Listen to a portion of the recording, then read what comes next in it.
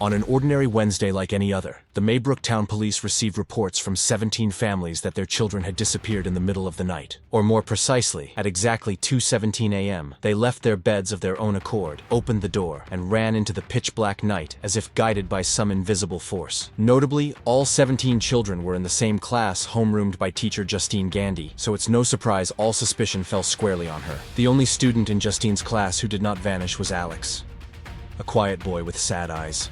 The incident plunged the small town into chaos. The parents of the missing children kept pressuring the police and the school. They demanded to confront Justine because they suspected she was involved.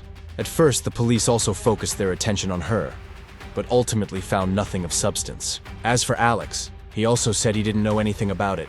So what on earth was going on? Could 17 children really have evaporated from the earth and dissolved into nothingness? To peel back and dissect the details of the work, I'm going to reveal the entire plot, so this is a spoiler warning for everyone. If you've already seen it or don't mind, then join me as we talk about Weapons, one of the most outstanding horror films of 2025, to figure out what really happened to the 17 children in the town of Maybrook.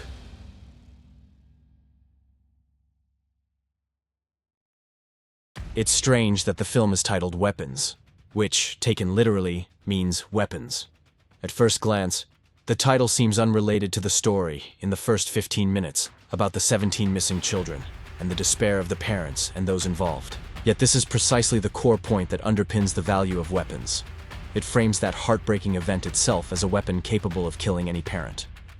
First, I want to talk about Justine Gandy, the homeroom teacher and the #1 suspect in this case. You could say Justine is a compassionate teacher who loves her students and is devoted to her profession. According to Principal Marcus Miller, more than once Justine had helped students, sometimes giving them rides home if they missed the bus, holding sobbing kids in her arms to comfort them.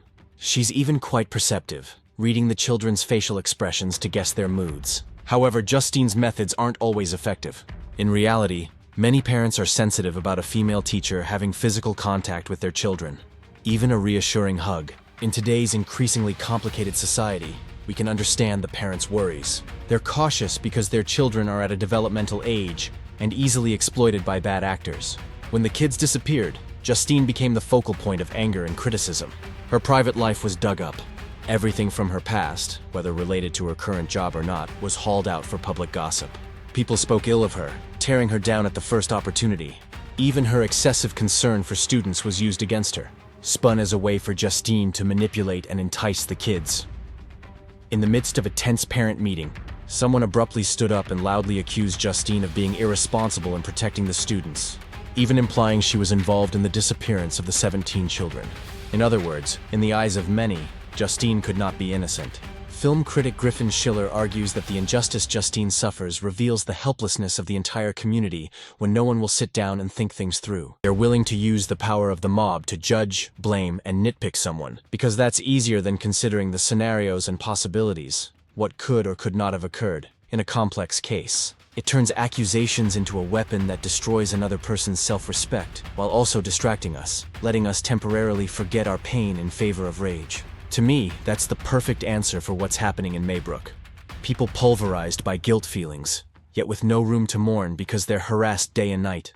Under that tremendous pressure, Justine begins to turn to alcohol as a temporary escape from reality. She even swallows her pride to ask for help from Paul, her ex and a police officer, to fish for information, only to be coldly rebuffed.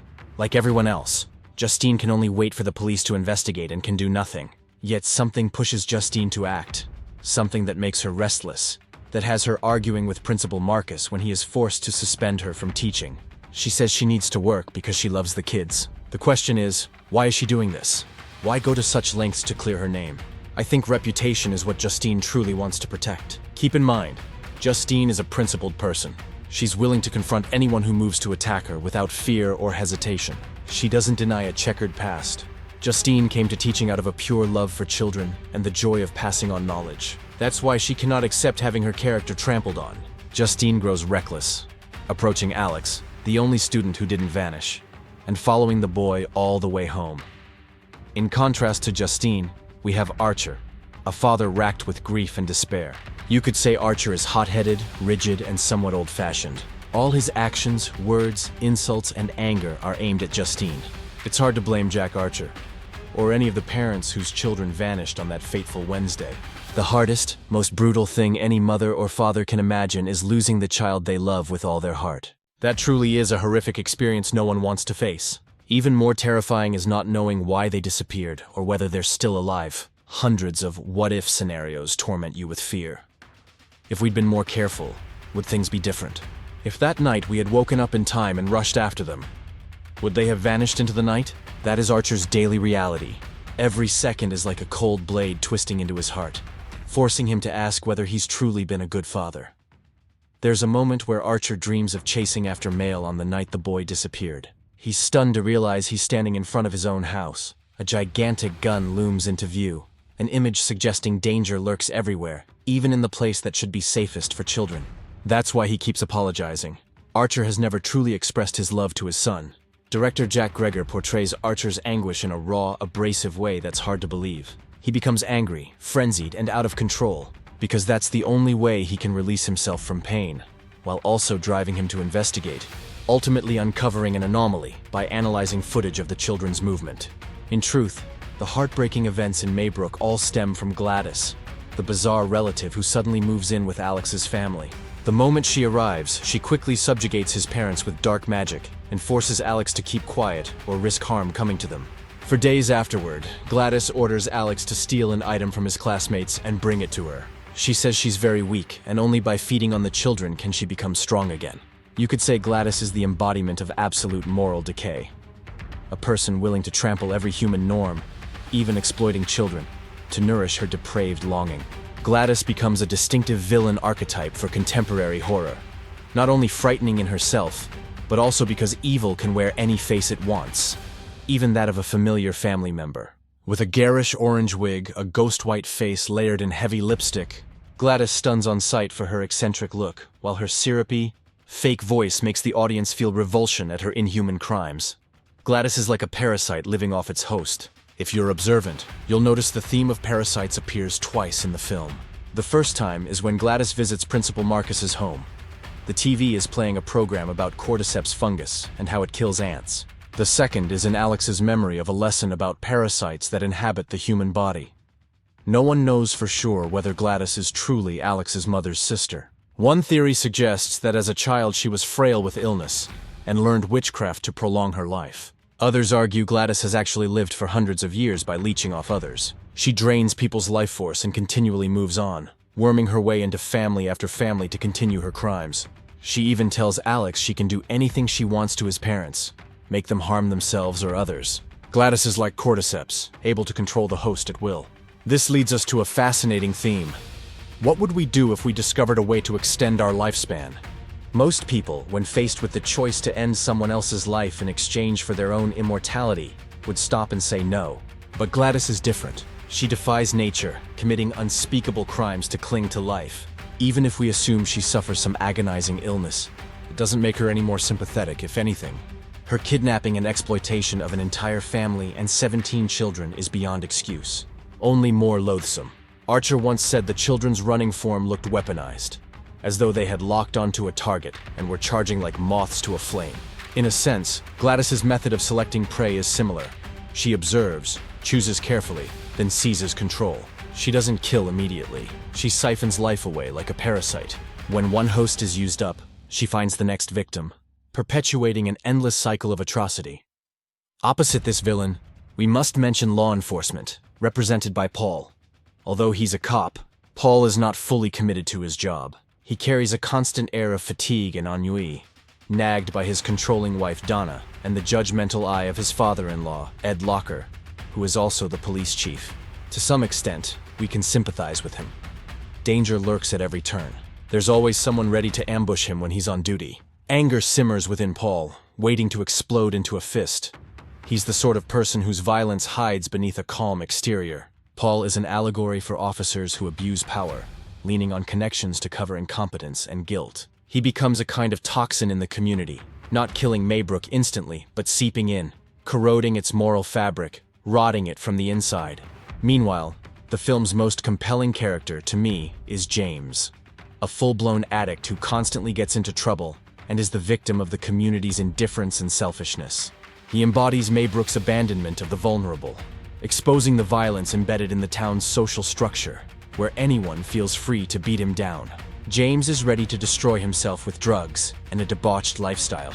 Unlike Paul, who resembles a slow-acting poison, James is a dull knife, gouging ragged wounds in the community through petty theft. His life becomes a systemic loop. Through James, we glimpse Maybrook's moral decline and its lack of solutions for entrenched social problems. Paul keeps chasing James, then assaulting him. He can lock James up for a year, 10 years, longer. But is that a solution? We're only skimming the surface. Paul will continue his frenzied pursuit, seething after being attacked and retaliating with violence.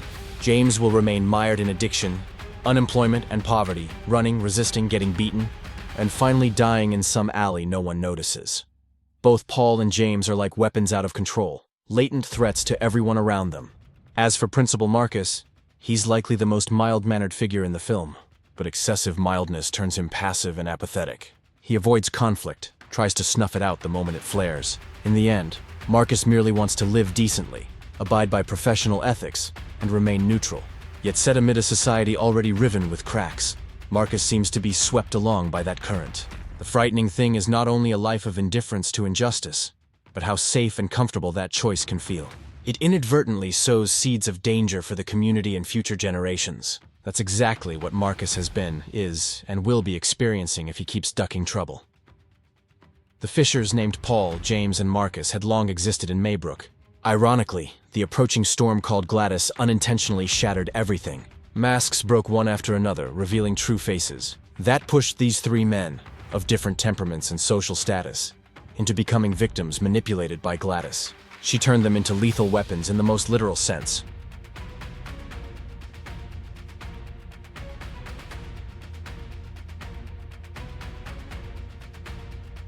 In recent years, horror movies have moved beyond simple jump scares. Filmmakers now delve into broader themes, psychological trauma after catastrophic events, and how the surrounding community and society choose to face it.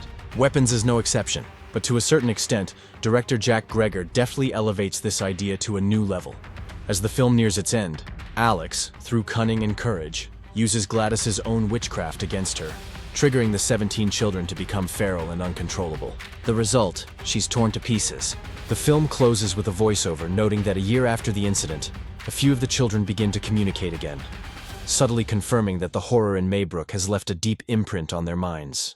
I think this is a very particular metaphor for trauma tied to violence. On this point, film critic Travis Bean of Colossus writes, "The characters' fight to survive mirrors the larger societal challenge of how you keep living and moving forward when the weight and haunting of what happened is forever trying to drag you down into a dark, muddy pit." That captures psychological trauma not only in the children, but also in adults like Archer and Justine. They live under constant assault, physically and mentally. Two scenes make this especially clear. First, Justine sees a hallucination of Gladys hanging from the ceiling with grotesque makeup. At that point, Justine hasn't even met Gladys, so why is she haunted by her? Then Archer is jolted awake after glimpsing Gladys's face in a dream. It shows how pain and trauma, like a disease, easily take root and spread in a community. They torment us in nightmares, making us dimly aware that something is terribly wrong, even when we can't explain it. To control others, Gladys performs a fairly complex string of rituals. Take the couple Marcus and Terry as an example.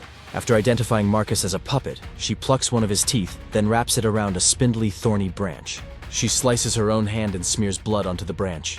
Then, to kill whomever she wants, she cuts a lock of that person's hair and winds it onto the same branch. That's it.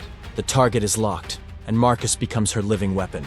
However, if she wants Marcus to lose all consciousness, Gladys needs to shake a golden bell. If you look closely, the bell bears an inverted triangle and the number 6. This isn't the first time the triangle appears.